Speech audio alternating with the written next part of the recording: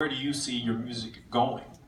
I see it being like the Wiz soundtrack, but I want to make it um, where it could be even on the charts. You know what I mean? I want to make it radio friendly, you know. Um, but I see that the future being not only Donnie. The future being like, okay, Donnie wrote this, Donnie composed this, and you hear Donnie's voice on some of the stuff, but I don't see only me. With that, okay. Because Jamal kind of touched on this. Could you see yourself collaborating with someone like a Kendrick Lamar? Could I? Hey, I'm not. somebody should tweet that to like Kendrick. I really could. I really could, but I had to also. Excuse me, guys. I'm sorry. I had to. I don't know. I'm very open. I had to get. You got to get over. I had to get over my jealousy and envy. When I saw him on that stage doing that, I couldn't admit it to myself at first. That's supposed to be me. But Spirit came to me and said, you didn't pay the price to be where he is. So you got what you got. So I would love to collaborate with a lot of people, even on their album, but I usually don't collaborate because I'm by myself a lot with my little toy keyboard, playing and making up stuff. But I am really ready. NDIRE, Kevin Bryant,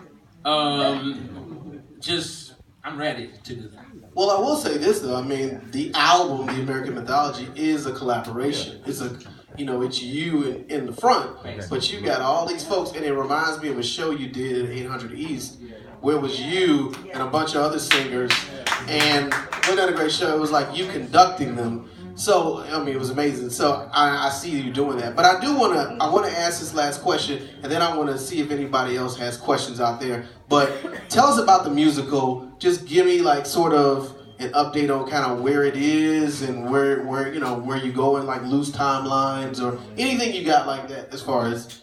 Well, we're setting up rehearsals for June and July. And we want to take this thing. There's like I want to take this, do the show, and take it on the road starting in September. Wow. And it's a once upon oblivion, in a place neither here nor there, existed the triple darkness, three cosmic goddesses so bright and fair. Queen Mother Girl begot girl, who was currently the child. And who would have thunk it? That girl was spunking and eventually birthed a new style. I got to do this. Is that Olmec? No, this is track. This is the play. Okay. I wanted to dedicate this play. It has a lot of goddesses in it, and I wanted to dedicate the play to women because I know I'll probably be in trouble when I say this, but I'm going to say it.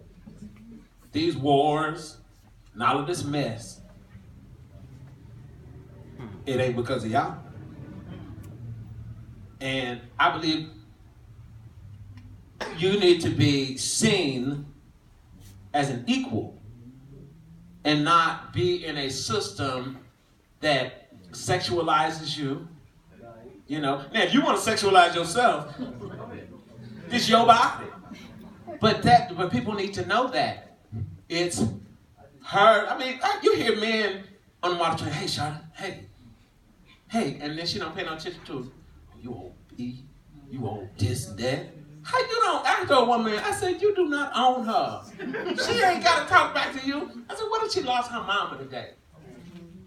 What if she don't feel like talking to you because her child's in the hospital? You don't know what's going on with her, but yet and still, that's what the American mythology is about. That's how it starts off. Yeah.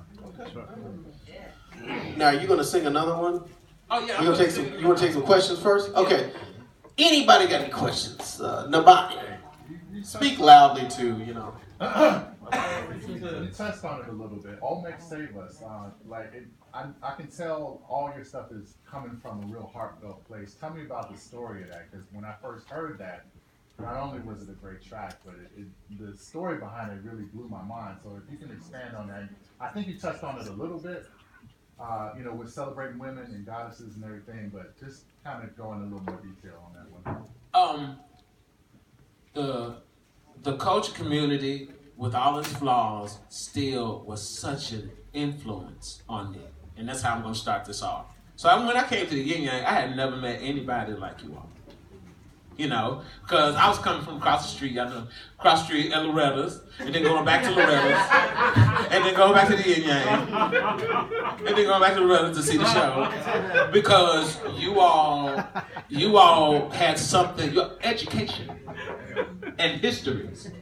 So basically, somebody introduced me and told me about the Westmalian Moors one day, and they told me about the Olmecs, and I was like, this place was called a Mex? Wow! So it was inspiring to see big old giant heads that looked like me. And I wrote a song, they had this hieroglyph